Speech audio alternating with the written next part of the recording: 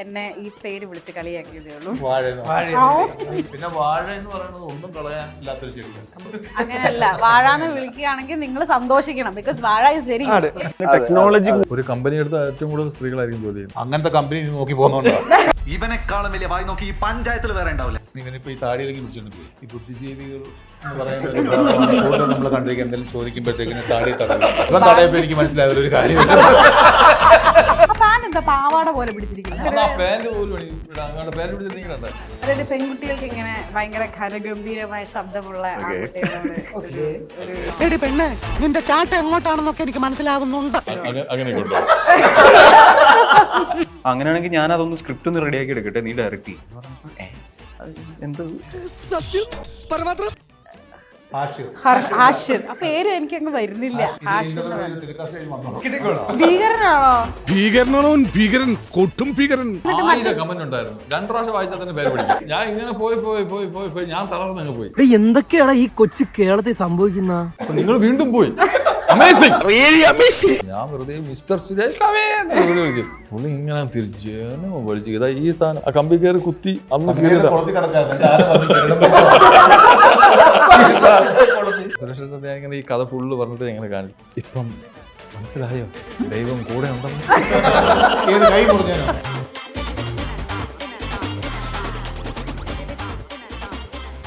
Hello, നമസ്തേ, welcome to Mollywood mix with Meenakshi. So Mollywood mix ഒരു brand new show ആയിട്ട് ഞാൻ എന്താ നിങ്ങളുടെ സ്വന്തം സൈനയിൽ എത്തിയിരിക്കുകയാണ്. എൻ്റെ കൂടെ ഒരു അമേസിംഗ് ബഞ്ച് ഓഫ് ഗസ്റ്റ് ആണ് ഉള്ളത്. വാഴ എന്ന ചിത്രത്തിന്റെ വിശേഷങ്ങളുമായിട്ട് എന്നോടൊപ്പം നമ്മുടെ സ്വന്തം അസീസൊക്കെ ഉണ്ട്, കോട്ടയം നസീറൊക്കെ ഉണ്ട്, അമിത് ഉണ്ട്, ആൻഡ് ആനന്ദ് ചേട്ടനുണ്ട്, ദ ഡയറക്ടർ. ഹലോ, എല്ലാവർക്കും വെൽക്കം. ഞാൻ ആക്ച്വലി ഇത് ഇൻട്രോ പറയുന്നതിന് മുമ്പ് ഞാൻ ഇങ്ങനെ ആലോചിക്കുമായിരുന്നു. അതായത് കുറച്ച് നാളായി ഇപ്പം ഞാൻ ഇന്റർവ്യൂ എടുത്തിട്ട്, ഡിജിറ്റൽ പ്ലാറ്റ്ഫോമിൽ ഇന്റർവ്യൂ എടുത്തിട്ട് 2 മാസം. ഇപ്പോൾ ഈ 2 മാസം ഞാൻ വീട്ടിൽ ഇരിക്കാൻ നേരം ഇന്നലെ ഒരു ത്രഷ് ഹോൾഡ് എത്തിയപ്പോൾ എൻ്റെ വീട്ടുകാർ, എൻ്റെ അനിയൻ എന്നെ ഈ പേര് വിളിച്ച് കളിയാക്കിയതേ ഉള്ളൂ. നിനക്കിത് പണിക്കൊന്നും പോലെ കുറെ നാളായല്ലോ എന്ന് പറഞ്ഞിട്ട് ഇങ്ങനെ പറയായിരുന്നു. അപ്പം actually what do you guys mean by this പേര് വാഴ? ഞാൻ ആ ട്രെയിലറിൽ കണ്ടിരുന്നു. എന്തിനാ പഠിക്കുന്നതെന്ന് അവർക്കും അറിയില്ല, പഠിപ്പിക്കുന്നത് എന്തിനാന്ന് മാതാപിതാക്കൾക്കും അറിയില്ല. വേറൊരു ഡെഫിനിഷൻ കൊടുക്കാൻ പറയുവാണെങ്കിൽ തെറ്റിദ്ധരിക്കപ്പെടുന്ന ഒരു പ്ലാന്റ് അല്ലേ? പ്ലാന്റ് ആണ് വാഴ. അതിന് അതെന്താണ്, എങ്ങനെയാണ് ഇപ്പൊ പൊതുവെ നമ്മുടെ സോഷ്യലി ഇപ്പൊ തന്നെ മീനാക്ഷി പറഞ്ഞല്ലോ, ഇപ്പൊ അനിയൻ അങ്ങനെ വിളിച്ചു എന്നുള്ളത് അത് വളരെ തെറ്റിദ്ധരിക്കപ്പെട്ട് വിളിക്കുകയാണ്. അപ്പൊ സത്യം പറഞ്ഞാൽ അതിൻ്റെതായിട്ടുള്ള ഗുണങ്ങളുണ്ട്. അപ്പോൾ അത് തന്നെയാണ് നമ്മൾ സിനിമയിലും കൂടെ ഉദ്ദേശിക്കുന്നത്. അതെനിക്ക് ഭയങ്കര ഒരു കോയിൻസിഡൻസ് ആയിട്ട് തോന്നി. ഇന്നലെ വാഴ എന്ന് വിളി കേട്ട ഞാൻ ഇന്റർവ്യൂസിലേക്ക് തിരിച്ചു വരികയാണ്. വാഴ എന്ന ചിത്രത്തിന് ഇന്റർവ്യൂ എടുത്തോണ്ട് പഴയ ആൾക്കാർ അങ്ങനെ പറയണത് വാഴ എന്ന് പറയുന്നത് ഒരു പോസിറ്റീവ് സൈഡിലാണ് അവര് പറയണത്. പക്ഷെ നമ്മൾ അതിനെ എന്തോ ഒരു നെഗറ്റീവായിട്ടാണ് കാണുന്നത്. അങ്ങനെ ആയിരിക്കുമല്ലേ? കാര്യം ഇവന് പകരം ഇവനെ ജന്മം കൊടുത്ത സമയത്ത് ഒരു വാഴ വെച്ചാൽ മതിയായിരുന്നു. കാരണം എന്താ പറയുക, ഈ വാഴയുടെ ഒരു കൊല വരുന്ന ടൈം എന്ന് വെച്ചാൽ 9 മാസം. 7 മാസം? 9 മാസം കൊണ്ടാണ് ഒരു കൊല വരുന്നത്. അങ്ങനെയുണ്ടല്ലേ? അത് മനുഷ്യനിൽ 9 മാസം. പിന്നെ വാഴ എന്ന് പറയുന്നത് ഒന്നും കളയാൻ ഇല്ലാത്തൊരു ചെടിയാണ്. അത് ശരിക്കും പോസിറ്റീവായിട്ടാണ് പറയണത്. പക്ഷെ നമ്മളെന്തോ അതിനെ നെഗറ്റീവായിട്ട് എന്തോ വാഴ ഒരു വൃത്തികെട്ട സാധനം പോലെ. അങ്ങനെയല്ല, വാഴ എന്ന് വിളിക്കുകയാണെങ്കിൽ നിങ്ങൾ സന്തോഷിക്കണം. ബിക്കോസ് വാഴ ഇസ് വെരി യൂസ്ഫുൾ. എനിവേ, ഈ സിനിമയെ പറ്റിയിട്ട് ഒരു ആർട്ടിക്കിൾ ഞാൻ വായിച്ചപ്പം അതിനകത്ത് എഴുതിയിരിക്കുന്ന ഒരു സംഭവമാണ്, ഈ വാഴ എന്ന് പറയുന്ന ചിത്രം ഒരു ഹ്യൂമർ പാക്ക് ആയിട്ടുള്ള ഒരു ഫിലിം ആണെങ്കിലും it is discussing about a few problems that men face. ആൺകുട്ടികൾ സമൂഹത്തില് എന്താണ് പ്രതിനിധീകരിക്കേണ്ടി വരുന്ന ആ ഒരു പ്രശ്നത്തെ പറ്റിയിട്ടൊക്കെ ഡിസ്കസ് ചെയ്യുന്ന ഒരു പടമാണെന്ന്. അപ്പൊ എന്റെ മുന്നിൽ ഇരിക്കുന്നത് 4 പുരുഷ രത്നങ്ങളാണ്. ചോദിക്കട്ടെ, എന്താണ് ആണുങ്ങൾ ആക്ച്വലി ഫേസ് ചെയ്യേണ്ടി വരുന്ന പ്രോബ്ലം ചേട്ടാ? നിങ്ങളുടെയൊക്കെ ഒരു യൂത്തിലായിരിക്കും, ഇവരൊക്കെ ഇപ്പൊ സെറ്റിൽഡ് ആയി, നമ്മളൊക്കെ ഇപ്പൊ വരുന്നേ ഉള്ളൂ അല്ലേ? ആണുങ്ങൾ മാത്രമായിക്കില്ല, ആണുങ്ങൾ മാത്രമല്ല. ഇപ്പൊ നേരത്തെ നീ പറഞ്ഞ തന്നെ നമ്മൾ ഓരോ സ്റ്റേജസ് ആണ്. ഒരു സ്റ്റേജിൽ ഇപ്പൊ പഠിച്ചു കഴിഞ്ഞ് നിൽക്കുമ്പോഴത്തേക്ക് നമുക്ക് ഈ ജോലി കിട്ടാൻ ഒരു കാലതാമസം ഉണ്ടോ, അല്ലെങ്കിൽ നമ്മളിപ്പോ പെർട്ടിക്കുലർലി എന്താണ് ആസ്പയർ ചെയ്യുന്ന ആ ഫീൽഡിലോട്ട് പോകാൻ അതിൻ്റെതായ സ്ട്രഗിളിങ് കാര്യങ്ങൾ ഒരു ടൈം പീരീഡും എല്ലാം എടുക്കാം. അതെല്ലാം കൊണ്ടായിരിക്കാം ചിലപ്പോ അതൊക്കെ ആയിരിക്കാം ഡിസ്കസ് ചെയ്യുന്നത്. പഴയ കാലത്ത് ഈ ജോലി ചെയ്യുന്നത് പുരുഷന്മാരാണല്ലോ. സ്ത്രീകളെന്ന് പറഞ്ഞാൽ വീട്ടിലെ കാര്യങ്ങൾ നോക്കി കുടുംബിനിയായിട്ട് ജീവിക്കുന്നു അല്ലേ, അതാണ് അവരുടെ റോൾ, വീട്ടിലെ കാര്യങ്ങളൊക്കെ. അപ്പോൾ ഇതിൻ്റെ ഒരു മെയിൻ സ്ഥാനം വഹിക്കേണ്ട ഒരാളാണ് പുരുഷൻ എന്ന ഒരു കൺസെപ്റ്റ്, ജോലി ചെയ്യേണ്ട ഒരാൾ. അപ്പോൾ അയാൾ ഈ പറഞ്ഞ പോലെ ഉഴപ്പിത്തല്ലി പോകാതെ കൃത്യമായിട്ട് പഠിച്ച് ഒരു ജോലി കണ്ടെത്തി പോകണം എന്നുള്ള ഒരു ഇതായിരിക്കും ഉദ്ദേശിക്കണമെങ്കിൽ തോന്നുന്നു. ആ ഒരു പ്രഷർ ഭയങ്കര കോൺസ്റ്റന്റ്ലി ഉണ്ടാവും. അത് നമുക്കൊക്കെ കൂടുതലും വരുന്ന ആ കാലത്ത്. പക്ഷെ ഇന്ന് അങ്ങനെയല്ല. ഇന്ന് സ്ത്രീകള് വളരെ ജോലി ചെയ്യുന്ന ആൾക്കാരാണ്. അവർ അവരുടേതായ സ്പേസിലേക്ക് എത്തിക്കഴിഞ്ഞു. ഒരു കമ്പനി എടുത്ത ഏറ്റവും കൂടുതൽ സ്ത്രീകളായിരിക്കും ജോലി ചെയ്യുന്നത്. ശരിയാണ്. ഇന്നത്തെ കാലത്താണ് അങ്ങനത്തെ കമ്പനി നോക്കി പോകുന്നുണ്ട്. ഞാൻ വർക്ക് ചെയ്തിട്ടുള്ള കമ്പനിയിൽ ഞാൻ സ്ത്രീകളുടെ കമ്പനികളെ കൂട്ടുകൊടുക്കും. അതുകൊണ്ടായിരിക്കും അങ്ങനെ കാണുന്നല്ലേ. ആണ് ആയിരിക്കും. കാരണം ഇവരുടെ പോയാൽ ഞാൻ നശിക്കും. Only good companies. സത്യം. ഞങ്ങളോടൊന്ന് ഇവ നശിക്കും, ഇവന്റെ കൂടെ പോയി അവര് നശിക്കും. അതാണ് ഉദ്ദേശിച്ചത്. അല്ല, എന്നാലും ഈ ഒരു അവസരത്തിൽ ഞാൻ അസീസിക്കാൻ്റെ ഒരു ഫോട്ടോ കഴിഞ്ഞ ദിവസം ഞാൻ നെറ്റിൽ കണ്ടിരുന്നു. അസീസിക്ക അമ്മ ആൻഡ് സിസ്റ്റർ നിൽക്കുന്ന ഒരു ചൈൽഡ്ഹുഡ് പിക്ചർ അസീസിക്ക ഷെയർ ചെയ്തിട്ടുണ്ടായിരുന്നു. എനിക്ക് ആക്ച്വലി ഞാൻ ആ ഫോട്ടോ കണ്ടപ്പോൾ ഞാൻ ഇങ്ങനെ ചെരുപ്പിലേക്കൊക്കെ നോക്കിയിരുന്നു. അപ്പം ഇങ്ങനെ പൊട്ടാറായിട്ടുള്ള ഒരു ചെരുപ്പൊക്കെയാണ് ഇട്ടുള്ളത്. ആൻഡ് റീസൺ പോസ്റ്റ് നോക്കുകയാണെങ്കിൽ ഫുൾ സൂപ്പർ സ്റ്റാർസിന്റെ കൂടെയും ഇപ്പൊ കാൻസ് വരെ എത്തി നിൽക്കുകയാണ് മൂപ്പര് അല്ലേ. അപ്പം I really found that so amazing. Actually അതിന് അപ്പം എൻ്റെ അമ്മ പറഞ്ഞു, എടി ഇത് നോക്കടി, ഇയാളുടെയൊക്കെ ലെവലേ മാറിപ്പോയില്ലേ, എന്തോ ഒരു ഭാഗ്യം പറഞ്ഞു. എൻ്റെ മനസ്സിൽ വന്നൊരു ക്വസ്റ്റ്യൻ എന്താണെന്നറിയോ, കെൻ യു കോൾ ഇറ്റ് ഭാഗ്യം ഓർ ഹാർഡ് വർക്ക്? എന്താണ്, എങ്ങനെയാണ് അതിനെ കാണുന്നത്? നമ്മളെക്കാളും കഴിവുള്ള ആൾക്കാരും പുറത്തുണ്ട്, ഇഷ്ടം പോലും ഉണ്ട്. ഭാഗ്യം എന്ന് പറയുന്നതും ഒരു സംഭവമാണ്. ഈ ഭാഗ്യം നമ്മളിലേക്ക് വരണമെങ്കിൽ ഹാർഡ് വർക്ക് ചെയ്യണം, നന്നായിട്ട് ചെയ്യണം. നന്നായിട്ട് ചെയ്താൽ മാത്രമേ നമുക്ക് ദൈവം ഭാഗ്യം കൊണ്ട് തരുകയുള്ളൂ. നമുക്കൊരു വിളക്ക് തരും, അത് കത്തിച്ച് കയറി പോവുക എന്നുള്ള ലക്ഷ്യം മാത്രമല്ല. അല്ലാതെ വെറുതെ ഉറങ്ങിക്കിടന്ന നമ്മളുടെ ഒരു നാളെ സിനിമ അഭിനയിക്കാം എന്നാലും വിളിച്ചിട്ട് ഇന്ന് വരെ പോയിട്ടില്ല. അത് ഇതിന്റെ പുറകെ ഉള്ള കഠിന പ്രയത്നം തന്നെയാണ്. എനിക്കൊരു തെറ്റിദ്ധാരണ ഉണ്ടായിരുന്നു. ഞാൻ അല്ല, ഇവനിപ്പോ ഈ താടിയിലേക്ക് പിടിച്ചോണ്ടേ ഈ ബുദ്ധിജീവികൾ നമ്മൾ കണ്ടിരിക്കുക എന്തെങ്കിലും ചോദിക്കുമ്പോഴത്തേക്കും താടി തടയും. എനിക്ക് മനസ്സിലായതൊരു കാര്യം ഞാനിങ്ങനെ കൊണ്ടുവന്ന് കാൻസർ എത്തിച്ചു കൊണ്ടെന്നാണ്. പക്ഷെ ഞാൻ കാലിനിട്ട് ചവിട്ടിയാണ്. അല്ല, I show you that picture. ഇതായിരുന്നു കേട്ടോ ആ ഫോട്ടോ. ആ ചെരുപ്പ് എന്റേതാണെന്ന് പോലും എനിക്കറിയില്ല. അത് എന്താണ് അന്നത്തെ ഒരു പാന്റ് പോലും പാന്റ് പിടിച്ചിരിക്കണ്ടേ? പാന്റ് എന്താ പാവാട പോലെ പിടിച്ചിരിക്കുന്നത്? അത് ഞാൻ വരില്ല, അന്നത്തെ കുട്ടിക്കാലല്ലേ. അത് അന്ന് ഇങ്ങനെ ഒരു നടനാവണം എന്നുള്ളൊരു ഇതൊക്കെ ആയിരുന്നു. ഈ പ്രായത്തിലൊന്നും ഒന്നുമില്ല. അമ്മയും അനിയത്തേക്ക് ഇപ്പൊ എന്ത് പറയുന്നു ചേച്ചിയൊക്കെ ഈ ഒരു ഗ്രോത്ത് ഒക്കെ കണ്ട്? അവർക്ക് ഇപ്പോഴും മനസ്സിലായിട്ടില്ല ഞാൻ ആരാണെന്ന്. അല്ലെ, അവർക്ക് ഈ കാൻസർ ഇതൊക്കെ പറയുമ്പോ അവർക്കത് മനസ്സിലാകുന്നുണ്ടോ? എനിക്ക് പോലും ക്യാൻസർ എന്താണെന്ന് അറിഞ്ഞൂടായിരുന്നു. എല്ലാരും പിടിച്ചിട്ടാണ് കണ്ണൂർ സ്ക്വാഡ് ഒന്ന് കൊണ്ട് കാണിക്കാൻ അമ്മയല്ലേ. അവര് ഇങ്ങനെയാണെങ്കിലും ചേച്ചിയൊക്കെ ഓക്കെ കുറച്ച് ഓർത്തഡോക്സ് അല്ലേ? ആണോ? അല്ലല്ല, അവർക്ക് ഇങ്ങനെ പോയി താല്പര്യം ഇഷ്ടമില്ല സിനിമ കാണാനാ. അവരിങ്ങനെ തിയേറ്റർ, പക്ഷെ സിനിമ ടിവിയിൽ സിനിമ കാണും. കണ്ണൂർ സ്ക്വാഡൊക്കെ കണ്ടത് ഏഷ്യാനെറ്റ് ചാനലിലാണ്. നമ്മൾ അങ്ങോട്ട് ചെല്ലണം, അവർ ഇങ്ങോട്ട് വരൂല. വരത്തില്ല, അങ്ങോട്ട് കാണിക്കണം. നമ്മൾ അവരെ അടുത്ത് പോകണം എന്തൊക്കെ ചെയ്താലും. തിയേറ്ററിൽ വരത്തുന്നില്ല. അമ്മ ഇങ്ങനെ സിനിമ ഉണ്ട് വന്ന് എന്തുമാത്രം നിർബന്ധിച്ചെന്നറിയോ, അപ്പൊ നമുക്ക് പോയി കാണാം. അതൊക്കെ എൻ്റെ അമ്മച്ചി. എൻ്റെ ഒരു സിനിമ ഇറങ്ങിയ, എൻ്റെ സിനിമ എന്നല്ല, സിനിമ കാണാൻ പോകാൻ ഭയങ്കര ഇൻട്രസ്റ്റ് കൊണ്ടുപോകും. അയ്യോളാ, ദാറ്റ്സ് സോ സ്വീറ്റ്. എനിവേ, അപ്പം ഇപ്പോഴും വീട്ടുകാർ ചേട്ടന്റെ ആ ഒരു സ്റ്റാർഡം തിരിച്ചറിഞ്ഞിട്ടില്ല, ഇത്ര വലിയ ആളാണ് മകൻ എന്നുള്ളൊരു. അത് നാട്ടുകാര് അവർക്കറിയാം ഇവൻ എന്തോ ഒരു സാധനമാണ്. എവിടെയെങ്കിലും കൊണ്ട് കാറിലൊക്കെ പോകുമ്പോഴും ആൾക്കാർ ഫോട്ടോ എടുക്കുമ്പോഴൊക്കെ എന്തൊരു ഫോട്ടോ. ഞാൻ കല്യാണത്തിലൊക്കെ അമ്മച്ചിയെ കൊണ്ട് പോകില്ല. ഈ ആൾക്കാർ ഒന്ന് ഫോട്ടോ എടുക്കുമ്പോഴൊക്കെ അമ്മച്ചി ഇവരൊക്കെ എന്നാ നിന്റെ കൂടെ ഫോട്ടോ. അപ്പൊ നിങ്ങളൊക്കെ ഇത്ര വലിയ നടന്മാരാണ്, നമ്മമാർക്ക് അവർക്കിപ്പോ നമ്മളിനി എത്ര വലിയ നടനായാലും അവരുടെ മകനെ ഏതോ ഒരു ഇന്റർവ്യൂല് മമ്മൂക്കാരുടെ ഉമ്മാരുടെ അടുത്ത് ഇന്റർവ്യൂ ആരും അറിയോ, സിനിമയിലൊക്കെ ഉണ്ട്, അറിയാം അത് മമ്മൂക്കാരുടെ ഉമ്മ പറയുന്ന ഒരു സാധനമുണ്ട്. അതുപോലെ അല്ല ഞാൻ പറഞ്ഞത് അവരെ സംബന്ധിച്ചുള്ള അതൊരു എക്സൈറ്റ്മെന്റ് അല്ല, സന്തോഷമുണ്ട് അവർക്ക്. മകനെ കാണുന്നു, മകൻ ഇങ്ങനെ അറിയപ്പെടുന്നു, അവനെ കാണുമ്പോൾ ആൾക്കാർ കൂടുന്നു, ഫോട്ടോ എടുക്കുന്നു, കുശലങ്ങൾ ചോദിക്കുന്നു, സ്നേഹം പങ്കുവയ്ക്കുന്നു ഒക്കെ കാണുമ്പോൾ അവർക്ക് അതറിയാം. പക്ഷെ ഇത് നമ്മളെ കുത്താൻ വേണ്ടി പറയുന്നതാ. നമ്മൾ ഒത്തിരി വളരുന്ന അറിയുമ്പോ അതെ അത്രയും എന്താ പറയാ ഉയരങ്ങളിലേക്ക് പോകുമ്പോ അല്ലേ ചെറുതായിട്ടൊരു റിമൈൻഡർ സ്റ്റേ വിട്ടിടുന്ന. ഞാൻ കഴിഞ്ഞ ദിവസം ഒരു ആർട്ടിക്കിളിൽ വായിച്ചതായിരുന്നു, പണ്ട് കമ്മീഷണർ എന്ന് പറയുന്ന സിനിമേന്റെ ഷൂട്ടിങ് കാണാൻ അസിസുക്ക ഒരു മതിലിൽ കയറി നിന്നു. അവിടെ നിന്ന് ഒരു ഉന്ത് കൊണ്ട് താഴേക്ക് വീണു സുരേഷ് ഗോപി സാറിനെ കാണാനായിട്ട്. അതെ അതെ, അത് കമ്മീഷണർ ഷൂട്ടിന്റെ ആ. അത് നമ്മുടെ എൻ്റെ വീടിന്റെ മണക്കാട് ആബ്ദീൻ ഡോക്ടർ എന്ന് പറഞ്ഞ ഒരു ഡോക്ടറിന്റെ വീട്ടിൽ. അപ്പോൾ അവിടെ ആ മതിലിന്റെ മേളിൽ ഈ കമ്പിയിൽ ഇങ്ങനെ കയറാതിരിക്കാൻ വേണ്ടി ഇങ്ങനെ ശൂലം പോലെ കുത്തി കുത്തി വെച്ചിട്ടുള്ള 7 മണിക്ക് രാവിലെ 7 മണിക്ക് വന്ന് നിൽക്കുക. അപ്പോൾ സുരേഷ് ഏട്ടൻ ചിത്ര ചേച്ചിയുടെ സീനിന്റെ അഴകേണ്ടി മയമൊന്ന് വിചാരിച്ചേടി ആ സീനൊക്കെ ഷൂട്ട് ചെയ്യുന്ന ആ വീട്ടിലെ പുള്ളി അകത്ത് കയറിപ്പോയി. വൈകുന്നേരം 2-1.5 മണി വരെ അവിടെ നിൽക്കണം, ജനപ്രവാഹം. ബ്രേക്ക് സമയത്താണ് ആ യൂണിഫോം ഇട്ടിട്ട് ഇറങ്ങിയപ്പോൾ ഞാൻ വെറുതെ മിസ്റ്റർ സുരേഷ് കവേ വിളിക്കും. പുള്ളി ഇങ്ങനെ ജനം വലിച്ചു. ഇതാ ഈ സാധനം ആ കമ്പി കയറി കുത്തി അന്ന്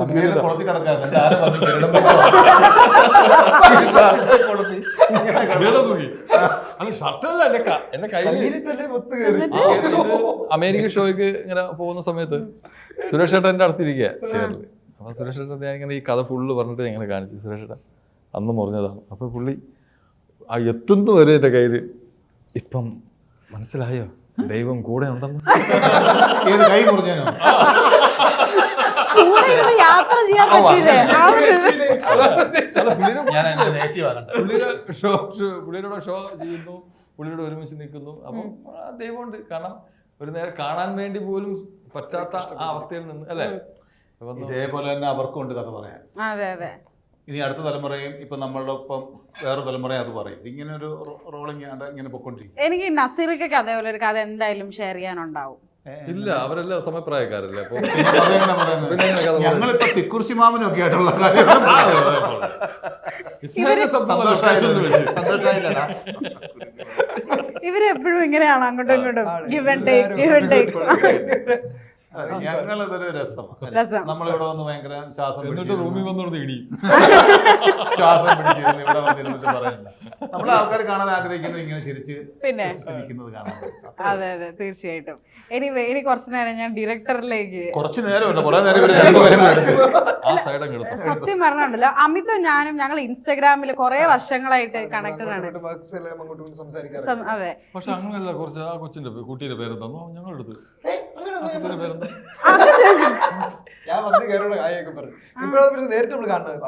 അല്ല ഞാൻ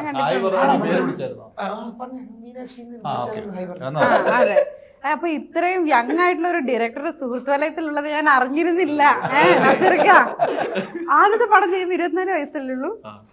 അപ്പൊ ഇപ്പൊ എത്ര വയസ്സുണ്ട്? 29. ഈ സോ യങ്. അപ്പം ആനന്ദിനെ നോക്കരുത്, നോക്കാതെ ആ മൈക്ക് ആക്ഷൻ. ഓ സീരിയസ് ആണ്. പക്ഷെ ജോഷി സാർ വന്നു ചേട്ടാ ചേട്ടാ അങ്ങനെ ചേട്ടാ ചേട്ടാ അത് മനസ്സിലാക്കുക. Okay okay okay okay okay ആ തരാം. കാക്ക ചെവി മാത്രം ഒരു ബോംബ ഡയറക്ടർ അടുത്ത് വരുമ്പോഴാണ് അതായത് ശരീരത്തിനേക്കാളും വലിയ ശബ്ദം എന്ന് പറയാറുണ്ട്. അത് പൊതുവെ ഇവരെല്ലാരും ട്രോളുന്ന പരിപാടി അത്. അല്ല, ഞാനൊരു കോംപ്ലിമെന്റ് തരാം. അതായത് പെൺകുട്ടികൾക്ക് ഇങ്ങനെ ഭയങ്കര ഘനഗംഭീരമായ ശബ്ദമുള്ള ആൺകുട്ടികളോട് ഒരു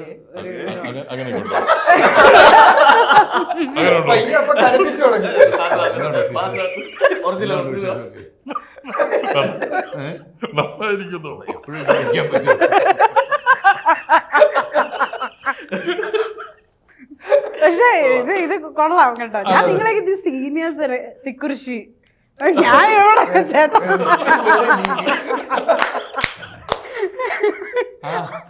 എന്നാലും നോ. അപ്പം ഈ സിനിമ ഒരു ഹ്യൂമർ പാക്ഡ് ആയിട്ടുള്ള ഫിലിമാണ്, ആസ് ഐ സെഡ് ബിഫോർ. അപ്പം ഇതിനു മുമ്പ് ഞാൻ ഇതിങ്ങനെ ഡയറക്ടറിന്റെ ബയോഗ്രഫി നോക്കിയപ്പോ ആദ്യത്തെ പടം ഗൗതമന്റെ രഥം എഴുതുകയും ഡയറക്ട് ചെയ്യുകയും ചെയ്തു. ബട്ട് ദിസ് വൺ വിപിൻ ചേട്ടനാണ് എഴുതിയിരിക്കുന്നത്, അത് ഡയറക്റ്റ് ആണ് ചെയ്തിരിക്കുന്നത്. So why such a decision? നല്ല ഡിസിഷൻ അല്ലേ? അതായത് നമ്മൾ എഴുതുമ്പോ ഇപ്പൊ ഞാൻ പറയാം, നമ്മൾ എഴുതുമ്പോ നമ്മൾക്ക് അതിന്റെ A to Z നമ്മളുടെ സോൾ തലയും എല്ലാം അതിനകത്ത് വർക്ക് ചെയ്യുന്നുണ്ട്. ഇതിനെ സംബന്ധിച്ച് വേറൊരാളുടെ ഒരു സബ്ജക്ട് എടുത്ത് നമ്മൾ ഡയറക്റ്റ് ചെയ്യുമ്പോൾ നമ്മൾ ഏറ്റവും വലിയ ചലഞ്ചാണ് ശരിക്കും എടുക്കുന്നത്. പ്രത്യേകിച്ച് വിപിൻ ചേട്ടനെ പോലെ ഒരാളുടെ സബ്ജക്ട് എടുക്കുമ്പോൾ. കാരണം വിപിൻ ചേട്ടൻ ഇത് ഓൾറെഡി ഡയറക്റ്റ് ചെയ്യാൻ ഇരുന്നൊരു സബ്ജക്റ്റാണ്. അപ്പം അത് ഞാൻ എടുക്കുമ്പോൾ എനിക്ക് കൂടുതൽ ഞാൻ കുറച്ചുകൂടെ റെസ്പോൺസിബിൾ ആണ്. ഞാൻ വിപിൻ ചേട്ടനോട് റെസ്പോൺസിബിൾ ആണ്, ഈ സിനിമയോട് റെസ്പോൺസിബിൾ ആണ്. അപ്പോൾ അത് ചെയ്യുമ്പോഴാണ് നമുക്ക് നമ്മൾ എഴുതിയത് തന്നെ അല്ലാതെ വേറൊരു ആൾ എഴുതിയത് ചെയ്യുമ്പോഴാണ് നമുക്ക് കുറച്ചുകൂടെ ഡയറക്ടർ എന്നുള്ള രീതിയിൽ നമുക്ക് കുറച്ചുകൂടെ വർക്ക് ചെയ്യാൻ പറ്റുന്നത്. കാരണം ഇതിപ്പോ ഞാൻ തന്നെ എഴുതി, ഞാൻ തന്നെ ക്രിയേറ്റ് ചെയ്തു. അപ്പൊ എനിക്ക് എല്ലാ ഷോർട്സും പരിപാടികളും ഈ ക്യാരക്ടർ ഗ്രാഫും എല്ലാം എന്റെ തലയിൽ കൂടെ തന്നെ പോകുന്നത് പോലെയല്ല. ഞാനും ബിപിൻ ചേട്ടനും ഒരു ലൈനിലേക്ക് എത്തണം. ഞങ്ങള് പാരലായിട്ട് നീങ്ങിയിട്ട് കാര്യമില്ല. നമ്മൾ ഒരേ ലൈനിൽ കൂടെ തന്നെ ട്രാവൽ ചെയ്താലേ എനിക്ക് അത് കൺസീവ് ചെയ്യാൻ പറ്റുള്ളൂ. അതുകൊണ്ട് ആണ് ഞാൻ അത് എന്റെ ഡിസിഷൻ ആയിരുന്നില്ല. വാഴ ഞാൻ അങ്ങനെയല്ല, ബിപിൻ ചേട്ടൻ എനിക്ക് തന്നാണ്. അങ്ങനെയാണ് ഞാനായിട്ട് അങ്ങനെ എന്നെ ബിപിൻ ചേട്ടൻ വിളിക്കുന്നത് വാഴ നമ്മളിപ്പോ ചെയ്യാൻ പോവാണ് എന്ന് പറഞ്ഞ് വിളിക്കുമ്പോ എന്റെ തോട്ട് പ്രോസസ്സിൽ പോകുന്നത് എന്നെ അന്താക്ഷരിയിലേക്ക് ഇതേപോലെ പെട്ടെന്ന് വിളിച്ചിട്ട് നീ വന്നൊന്ന് അഭിനയിക്കും എന്ന് പറഞ്ഞ ഒരു ചെറിയൊരു സാധനം ഉണ്ടെന്ന്. അപ്പൊ എന്റെയും തോട്ട് പ്രോസസ്സ് അത് തന്നെയാണ്, അഭിനയിക്കാൻ വിളിക്കാന്നുള്ളത്. അതെ, ഞാനും അമിത്തേണ്ണൊക്കെ അഭിനയിക്കാൻ പോവാണെന്നാണ് എന്റെ വിചാരം. അപ്പൊ ഞാൻ എന്താണ്, അമിത്തുണ്ട്, എല്ലാവരും ഉണ്ട്. എന്നെ വിളിച്ചിട്ട് സംസാരിക്കുന്ന നമ്മൾ വാഴയില്ലേ, ഞാൻ അന്ന് എഴുതി വെച്ചിരുന്നു, അത് നമുക്കൊന്ന് ചെയ്താലോ, ഞാൻ ചെയ്യാം കേട്ടോ. അപ്പൊ എന്നെ അഭിനയിക്കാനാണ് ഏതോ റോളൊന്നും ചോദിച്ചില്ല. എല്ലാം എന്നെ വിളിക്കുന്നത് ഓട്ടോമാറ്റിക്കലി അതിനെ വിളിക്കാറുള്ളൂ. അഭിനയിക്കുന്ന എന്തെങ്കിലും പരിപാടിക്കാണ് വിളിക്കാറ്. അപ്പം ഞാൻ വിചാരിച്ചു ചെറിയ ഏതെങ്കിലും പരിപാടി ആയിരിക്കും. അങ്ങനെയാണെങ്കിൽ ഞാൻ അതൊന്ന് സ്ക്രിപ്റ്റ് ഒന്ന് റെഡിയാക്കി എടുക്കട്ടെ, നീ ഡയറക്റ്റ് ചെയ്യും എന്ന് പറഞ്ഞപ്പോൾ എന്ത് ഒന്നുകൂടെ പറയൂ. അപ്പോഴാണ് പറഞ്ഞത് ഇങ്ങനെ നീ ഡയറക്റ്റ് ചെയ്യും, ഞാൻ റൈറ്റർ ആയിട്ട് നിൽക്കാം, ഞാൻ പ്രൊഡ്യൂസറായിട്ടും ഞാൻ തന്നെ ഉണ്ടാവും, അപ്പൊ നമുക്ക് എല്ലാവർക്കും കൂടെ അതൊന്ന് സെറ്റ് ചെയ്തെടുക്കാം എന്ന് പറഞ്ഞു. അപ്പം കാസ്റ്റിംഗും ഈ പറഞ്ഞ പോലെ ഒരു ഔട്ട്ലൈൻ തന്നു, അമിത്തേട്ടൻ ഉണ്ടാവും. അപ്പോഴും ആദ്യം ഇവരുടെ കാര്യമൊക്കെയാണ് പറയുന്നത്, അമിത്തേട്ടൻ, ജോമോൻ, അവരെല്ലാവരും ഉണ്ട്, നമുക്ക് എല്ലാവർക്കും ഒന്ന് പിടിക്കും. അപ്പോഴും ഞാൻ എന്റെ തോട്ട് പ്രോസസ് ഇവരുടെ കൂടെ ഞാൻ ഉണ്ടാവും എന്നുള്ളതാണ്. അങ്ങനെയാണ് എന്റെ ഡിസിഷൻ അല്ല, എനിക്ക് ബിപിൻ ചേട്ടൻ തന്ന സബ്ജക്റ്റാണ്. ഇപ്പൊ പറഞ്ഞല്ലോ വേറൊരു സ്ക്രിപ്റ്റ് റൈറ്ററിന്റെ സ്ക്രിപ്റ്റ് ഡയറക്റ്റ് ചെയ്യുമ്പം കുറച്ചും കൂടെ കൂടുതൽ എഫേർട്ട് ഇട്ടിട്ട് കുറച്ചുകൂടെ മുമ്പോട്ട് പോകേണ്ടി വരും. അപ്പം വിപിൻ ചേട്ടൻ ഒരു റൈറ്റർ ആകുമ്പോൾ ഇപ്പം റീസെന്റ് നമ്മൾ ഗുരുവായൂരമ്പല നടയിൽ എടുത്ത് നോക്കിക്കോ, ഇപ്പം ലേറ്റസ്റ്റ് ആയിട്ട് ഇറങ്ങിയിരിക്കുന്നതിൽ ഏറ്റവും കോമഡി ഉള്ള സിനിമ ഇതുവരെ വന്നിട്ടുള്ളതിൽ ഗുരുവായൂരമ്പല നടയിലാണ്, ഈ റീസെന്റ് റിലീസസിൽ. അപ്പം ഇതിലും തീർച്ചയായിട്ടും അങ്ങനെയുള്ള ചെറിയ സ്ലാപ്സ്റ്റിക് കോമഡികളും അല്ലേ സംഭവങ്ങളൊക്കെ നമുക്ക് എക്സ്പെക്ട് ചെയ്യാം. And it is very difficult ആ ഒരു കോമഡി ചിരി വരുന്ന രീതിയിൽ തന്നെ ഡയറക്റ്റ് ചെയ്ത് വെക്കുക എന്നുള്ളത്. So how was it? ഇതില് എസ്പെഷ്യലി പറയുകയാണെന്നുണ്ടെങ്കിൽ ഇവരുടെ പെർഫോമൻസിൽ ആണ് cinema. Script apart from script നിൽക്കുന്ന ഇവരുടെ പെർഫോമൻസിലാണ്. എനിക്ക് ഇവരെയൊക്കെ അറിയാവുന്നതാണ്. ഒരു സീൻ നമ്മൾ വായിക്കുമ്പോൾ തന്നെ ഇതിനകത്ത് അമിത് എങ്ങനെ ചെയ്യുന്നു, ജോമോൻ എങ്ങനെ ചെയ്യുന്നു, അനുരാജ് എങ്ങനെ ചെയ്യുന്നു, സിജു, സാഫ് എല്ലാവരും എങ്ങനെ ചെയ്യുമെന്നുള്ളത് നമ്മളത് ഇമാജിൻ ചെയ്യും. അപ്പോൾ അതിനകത്താണ് ശരിക്കും പറഞ്ഞാൽ ഹ്യൂമർ കംപ്ലീറ്റ്ലി നിൽക്കുന്നത്. അപ്പൊ എനിക്ക് ജസ്റ്റ് അങ്ങനെ ഇങ്ങനെ ചെയ്യുന്ന പറയുന്നതിനേക്കാളും കൂടുതൽ എനിക്ക് ഇവർ കൂടുതൽ ഇംപ്രവൈസ് ചെയ്ത് തരും. അപ്പൊ എനിക്ക് മോണിറ്ററിന്റെ അവിടെ നിന്ന് ചിരിക്കാന്നുള്ള ജോലിയും അത് പിടിക്കാന്നുള്ള ജോലിയും മാത്രമേ ഉണ്ടായിരുന്നു. മറ്റേ ഘനഗംഭീരമായിട്ട് ആക്ഷനും കെട്ടും പറയുക. നിങ്ങൾക്ക് എല്ലാവർക്കും ഈ ഒരുമിച്ച് നേരത്തെ വർക്ക് ചെയ്തിട്ടുള്ളതുകൊണ്ട് ആ ഒരു കംഫർട്ട്സ് ആണ്. ഇപ്പം സിജു ഒരു സാധനം നന്നാ എങ്ങനെയായിരിക്കും സിജു റിയാക്ഷൻ ഇടുന്നത്, ജോമോൻ എങ്ങനെയാ ചെയ്യുക, അതൊക്കെ അമിത്തിന് നന്നായിട്ട് അറിയാം. അപ്പം അത് ഭയങ്കരമായിട്ട് ആ ഒരു വർക്കിംഗ് എൻവയൺമെന്റിനെ ഹെൽപ്പ് ചെയ്തിട്ടുണ്ടാവും. എനിക്ക് തോന്നുന്നു നമ്മളെല്ലാവർക്കും ഡയറക്ഷൻ ആയാലും ഇപ്പൊ വിൻചേട്ടനായാലും ഇതിന്റെ ബാക്കിൽ വർക്ക് ചെയ്ത എല്ലാ ടെക്നീഷ്യൻസ് ആയാലും എല്ലാവരെയും നമുക്ക് എത്രയോ വർഷങ്ങളായിട്ട് അറിയാം. അപ്പോൾ നമുക്ക് അതുകൊണ്ട് ഭയങ്കര ഒരു കംഫർട്ടബിൾ ഒരു സ്പേസിലോട്ടാണ് ഇതിലോട്ട് നമ്മൾ കൊണ്ടുവന്നത്. അപ്പോൾ നമുക്ക് അതിൻ്റെ അകത്ത് നിന്ന് പെർഫോം ചെയ്യാനും നമ്മൾ എന്ത് ചെയ്യും, ഇപ്പോൾ ആണെന്ന് പറഞ്ഞ പോലെ നമ്മൾ എന്ത് ചെയ്യും, നമ്മൾ ഏത് മീറ്റിൽ, അപ്പോൾ അതിനെ ട്രിം ചെയ്ത് അത് കാര്യങ്ങൾ വളരെ വ്യക്തമായിട്ട് പറഞ്ഞുതരും, എന്താണ് പരിപാടി എന്നുള്ള സാധനങ്ങൾ. അതും അത് ഭയങ്കര സുഖമായിരുന്നു, ഭയങ്കര രസമായിരുന്നു. പിന്നെ ഇവരും എല്ലാം ഭയങ്കരമായിട്ട് സപ്പോർട്ട് ചെയ്യുന്നുണ്ടായിരുന്നു അല്ലേ? എന്തെങ്കിലും പറ. അവർക്ക് വിട്ടുകൊടുത്തില്ല. അല്ല അവിടെ മറ്റൊരാളുടെ പോസ്റ്റിൽ ഞങ്ങൾ ഗോൾ അടിക്കില്ല. പരിപാടികൾ നമ്മൾ സൈഡിൽ നിന്ന് കേൾക്കുമ്പോൾ തന്നെ നമുക്ക് മനസ്സിലായി പിന്നെ പറഞ്ഞു പോകും. വളരെ ഡീസന്റ് ആയിട്ടുള്ള ഒരു സ്ഥലത്തേക്ക് ഞങ്ങൾ ഇടപെടില്ല. അലമ്പാണെങ്കിൽ അത് അവരും ഇടപെടുന്നില്ല. അലമ്പ് എന്ന് പറഞ്ഞാൽ ഞങ്ങൾ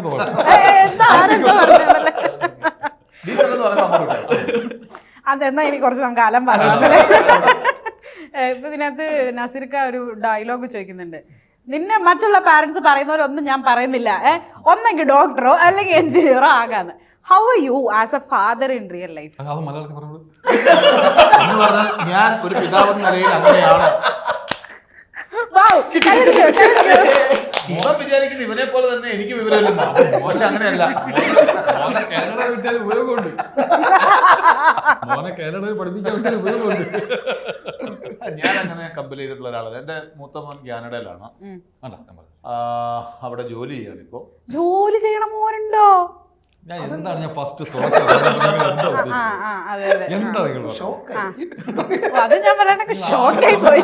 എന്നെ നിങ്ങൾ അപമാനിക്കുക? അയാൾ +1 കഴിഞ്ഞിട്ട് പോയതാണ്. അതെല്ലാം അയാളുടെ ഡിസിഷനായിരുന്നു. എനിക്ക് കാനഡ പോയി പഠിക്കണം, ഇന്നതാണ് പഠിക്കേണ്ടത്. അങ്ങനെ അയാൾ തന്നെ കോഴ്സിന് പാസ്സായി, അയാൾ തന്നെ പോയി ഇൻ്റർവ്യൂവിന് അറ്റൻഡ് ചെയ്തു, എല്ലാം ചെയ്തിട്ട് പോയതാണ്. അപ്പം അത്ര നല്ലൊരു എയിമുള്ള ഒരാളെ പിന്നെ നമ്മൾ ഉദ്ദേശിക്കേണ്ട കാര്യമില്ലല്ലോ. സിനിമയിലേക്ക് ഒരു കോമ്പറ്റീഷൻ ആയിട്ട് വരാനായിട്ട് ചാൻസ് ഇല്ല. അതല്ല, അവരത് എൻ്റെ 2 മക്കളും പറയുന്ന ഒരു കാര്യം, ബേസിക്കൽ ആയിട്ടൊരു ജോലി, ഒരു അടിസ്ഥാന വിദ്യാഭ്യാസവും ഒരു ജോലിക്കുള്ള ഒരു സ്ഥിര വരുമാനം എന്നുള്ളൊരു സാധനം കണ്ടുവച്ചിട്ട് നോക്കാം എന്നുള്ളതാണ് അവരുടെ ഒരു ഡിസിഷൻ. അത് നല്ല തീരുമാനമാണെന്ന് എനിക്ക് തോന്നുന്നു. ബുദ്ധിയുള്ളവരങ്ങ നമ്മൾ ഇതിൽ നിന്ന് എങ്ങനെ പൈസ ഉണ്ടാക്കാം വേണമല്ലോ, ഒരു അടിസ്ഥാനമായിട്ട് ഇതെല്ലാം വേണമെന്നേ. അത് ഇതിപ്പം അതില്ലാത്തതുകൊണ്ടാണ് ഇവനിപ്പോ എന്റെ ഇംഗ്ലീഷിന്റെ കാര്യം പറഞ്ഞത്. അസീസൊക്കെ അങ്ങനെ പഠിച്ചിന്ന ആളാവണം, അങ്ങനെ ഒരു ആഗ്രഹമൊക്കെ ഉണ്ടായിരുന്നോ? പഠിച്ച് എന്നെ ആളാവണം, അല്ല ഇങ്ങനെ ഡോക്ടർ, എഞ്ചിനീയർ, അങ്ങനെ ഇഷ്ടമുണ്ട്. ഡോക്ടർ അസീസ്. പിന്നെ ഞാൻ പല ഇന്റർവ്യൂവിൽ പറഞ്ഞിട്ടുണ്ട്. അതായത് നമ്മുടെ ക്ലാസ്സിൽ വരുന്ന ടീച്ചർമാര് നമ്മൾ എന്താണെന്നോ, സ്ഥിരം നമ്മുടെ ക്ലാസ്സിലുള്ള ടീച്ചറില്ലേ, നമ്മൾ എന്താണെന്നോ ഏതാണെന്നോ ഏത് നിലയിലെത്തുമെന്നോ അവർക്ക് തീർച്ചയായിട്ടും അറിയാം. പെട്ടെന്ന് ഒരു ടീച്ചർ വരും, പുതിയ ടീച്ചർ, എന്റെ പേര് ലീന, എന്താ പേര് അസീസ്, അതെ, എന്താവണമെന്ന് ആഗ്രഹം, ഡോക്ടറാണ്, ഡോക്ടറാണ്, എന്നിട്ട് പോകും.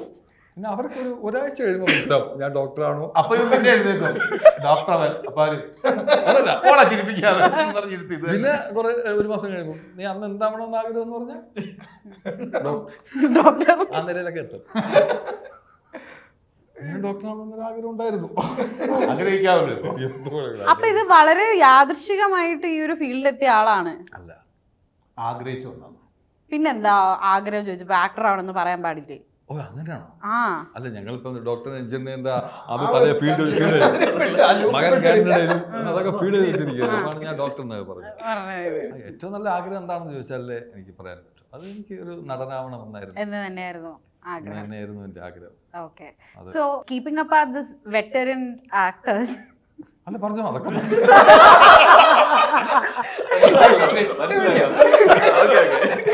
അവളെന്താ ഞങ്ങൾ വെറ്ററിനെ വിളിച്ചത്?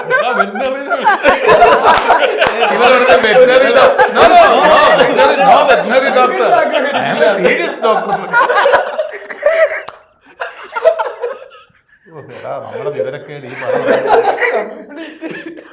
നമ്മളെ ആൾക്കാർ ശരിക്കും വാഴയെന്ന് വിളിക്കും. നമ്മൾ അപ്പക്കാളാവണം, ഇഷ്ടപ്പെടും. അപ്പക്കാളായ പോലെ എപ്പോഴും കാളയാവുന്നു. അപ്പക്കാളെന്ന് വെച്ചാ എന്താ? അപ്പക്കാളാവും, പിന്നെ കാളയാവില്ല. അതെനിക്കറിയാം, ആ ഒരു അപ്പക്കാള എനിക്കറിയാം.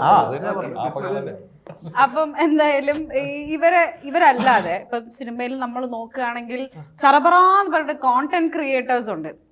ഇപ്പം ഗുരുവായൂരമ്പല നടയിൽ, അതേപോലെ തന്നെ 18+ ഈ സിനിമകളിൽ നിന്നൊക്കെ ഇവരെയൊക്കെ വെച്ച് വർക്ക് ചെയ്തതിന്റെ ഒരു ഗുണം എന്ന് പറഞ്ഞു കഴിഞ്ഞാൽ, ഒന്നാമത്തെ ഇപ്പൊ ഓഡിയൻസിൽ ലൈക്ക് വേറെ ഒരു റേഞ്ച് ഓഫ് ഓഡിയൻസിലേക്ക് ഭയങ്കര റീച്ച് കിട്ടുന്നുണ്ട്. അപ്പം അതും കൂടെ ഒരു റീസൺ ആയിരുന്നു ഈ കാസ്റ്റിംഗിന്? അതും കൂടെ ഒരു റീസൺ അല്ല, ആക്ച്വലി ഇവരുടെ ടാലന്റ് തന്നെയാണ് മെയിൻ റീസൺ. അതായത് ഇവരെ ഇപ്പൊ നമ്മൾ ശ്രദ്ധിക്കാം, എത്രയോ പേര് ഇപ്പൊ കോണ്ടന്റ് ക്രിയേറ്റേഴ്സ് ആയിട്ടുണ്ട്. ഇൻസ്റ്റഗ്രാമിലായാലും കുറെ ഉണ്ട്.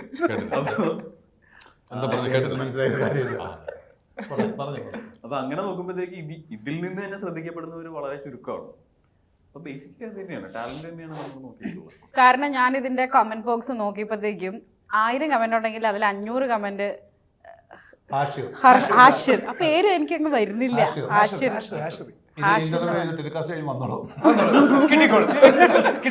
ഭീകരനാണോ? ഞാൻ പറഞ്ഞില്ല, ഞാൻ ഹാഷിറിനെ എനിക്ക് സത്യം പറഞ്ഞ നമ്മൾ ഈ ലൊക്കേഷൻ ഹാഷിർ പരിചയപ്പെട്ടപ്പോഴും ഹാഷിർ ചേട്ടാ ഞാൻ മറ്റേ യൂട്യൂബ് കണ്ടത്. സത്യം നമ്മളങ്ങനെ കാണാനില്ലാത്തോണ്ടായിരിക്കാം നമ്മൾ അതിലോട്ടൊന്നും നമ്മൾ ഈ രാമായണമൊക്കെ എടുത്തിട്ട് വായിക്കലോട്ട് ഇപ്പോഴത്തെ കാലഘട്ടത്തിൽ അതാണ് കറക്റ്റ്. ഞാൻ പറഞ്ഞത് രാമായണമൊക്കെ എന്നിട്ട് ഇപ്പോഴത്തെ കാലഘട്ടത്തിൽ അറിഞ്ഞൂടല്ലോ. അല്ല എനിക്കറിയാം, എനിക്ക് ഹാഷിറിന് പെട്ടെന്ന് പേര് കിട്ടില്ല. അതാ എനിക്കറിയാം. ഇവിടെ വന്നിട്ട് 1000 കമന്റ് ഉണ്ടായിരുന്നു, 2 പ്രാവശ്യം വായിച്ചാൽ തന്നെ പേര് പിടിക്കും. അതിൽ ഒരിടത്ത് മാത്രം കോട്ടൺ എസ്റ്റിയർ കീ ജയ് നമ്മുടെ രണ്ടുപേരും അതിന്റെ അകത്ത് നമ്മൾ ഷെയർ ചെയ്തില്ല. പറഞ്ഞ 150 രൂപ എടുത്ത് കമന്റ് അല്ലെന്ന് ഞാൻ ഇങ്ങനെ പോയി പോയി പോയി പോയി പോയി ഞാൻ തളർന്നങ്ങ് പോയി. നിങ്ങൾ വീണ്ടും പോയി. അമേസിംഗ്. ഞാൻ അതിന്റെ അടി വരെ തപ്പി. എനിക്കൊരു ജിജ്ഞാസയായി പോയി. അല്ല ഞാൻ ചോദിക്കട്ടെ, ഹാഷിർ എന്താ വരാത്തത് പ്രൊമോഷൻസിന്? സർപ്രൈസ് ആണ്, അവൻ പടത്തിലുണ്ടോ ഇല്ല. ആണോ? ഓ, ഹാഷിർ ഉണ്ടായിരുന്ന കുറച്ച് കാര്യങ്ങൾ ചോദിക്കാനുണ്ടായിരുന്നു. നമ്മൾ ഇവിടെ മറ്റേ എന്താടാ ഇവിടെ നടക്കുന്നത്? അവൻ ബേസിക്കലി ഭയങ്കര നാണം കുണുങ്ങിയാണ്. അപ്പൊ അത് പിന്നെ അതിങ്ങനെ അവന്റേതായിട്ടുള്ള കുറെ പരിപാടികളൊക്കെ സെറ്റ് ചെയ്ത് ഇങ്ങനെ പാരലലി പൊക്കോണ്ടിരിക്കുകയാണ്. ഞാൻ ഒരു കാര്യം നോട്ട് ചെയ്ത് കേട്ടോ, അതായത് ഇപ്പൊ നിങ്ങൾ ഒരുമിച്ച് അഭിനയിച്ചതുകൊണ്ട് maybe you can know it. അതായത് ഇതിന്റെ ട്രെയിലറിൽ ഒരു സീനിൽ അതുവരെ ഓഡിയൻസ് കണ്ടുപിടിച്ചിട്ടുണ്ടെന്ന് നിങ്ങൾ ഓർക്കണം, ഹാഷിർ ഇട്ടിരിക്കുന്ന ഒരു ജേഴ്സി റീൽസിൽ എപ്പോഴും ഇടുന്നതാണല്ലോ എന്ന്. That was A purpose.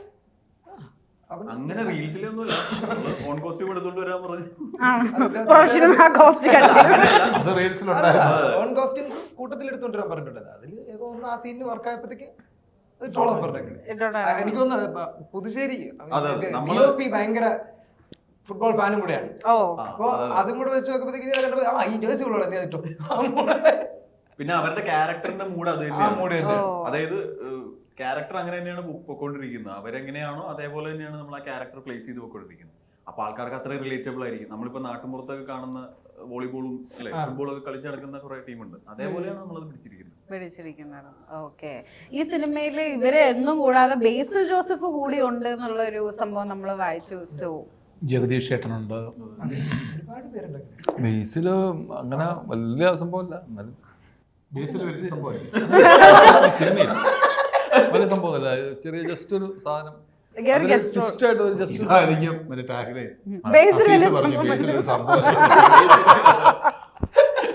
പിന്നെ കാണുമ്പോ മനസ്സിലാവുമല്ലോ ഇവര് പറ്റിച്ചതാണ്. അങ്ങനെ ഒത്തിരി ക്യാരക്ടേഴ്സ് വരുന്നുണ്ടെന്നല്ലേ? അപ്പം എന്തായാലും വാഴ വരാൻ പോകുവാണ് ഓഗസ്റ്റ് 15-ാം തീയതി. വാഴ കുലക്കട്ടെ ചേട്ടാ. പിന്നെ ഒരു വാഴ തോട്ടമാണ് ഒരു വാഴ കൃഷി തന്നെ നെയ്യാൻ പറ്റട്ടെ, നെയ്യാന്നല്ലേ കൊയ്യാൻ പറ്റട്ടെ എന്ന് നമ്മൾ ആശംസിക്കുകയാണ്. So one last question to Amit കേട്ടോ. അതായത് ഈ അമിത് മോഹൻ രാജേശ്വരി എന്നാണ് മൊത്തം പേര് മൂപ്പരുടെ സിനിമയിലെ ഓൾ ഇൻ ഓൾ ആയിട്ട്. അത് ഈ പൈസ കടം വാങ്ങുന്നവരെ പറ്റിക്കുകയല്ല, ഓരോരുത്തരും ഓരോ പേര് പറയും. എന്റെ പേര് ലക്ഷ്മി,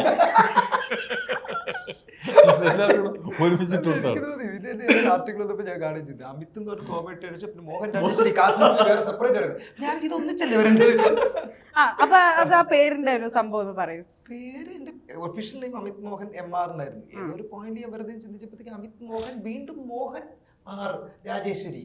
അപ്പൊ അതെന്താ അങ്ങനെ കിടക്കുന്നത്? എനിക്കൊന്ന് വീട്ടുകാരിട്ടതാണ്. പിന്നെ പോയിന്റ് എനിക്കൊന്ന് ഒരുപാട് പേര് അമിത് മോഹൻ എന്ന് പറഞ്ഞുണ്ട്.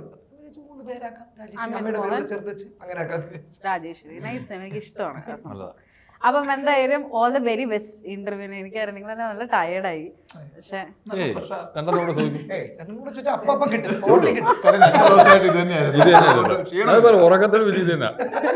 രാത്രി ഭാര്യ വല്ല ഉറക്കത്തിനും വെള്ളം വേണം ചേട്ടൻ, വാഴ വല്ല വെള്ളം എടുത്ത് വാഴയിൽ വഴി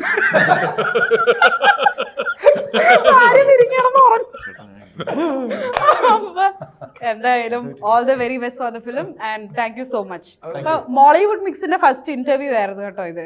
യെസ്, നമ്മളെ സൈനയില് മോളിവുഡ് മിക്സിന്റെ ആദ്യത്തെ ഗസ്റ്റ് ആയിട്ട് നിങ്ങളുടെ പേര് ലിപികളിൽ എഴുതപ്പെടുന്നത്. അതെ, thank you so much. Welcome.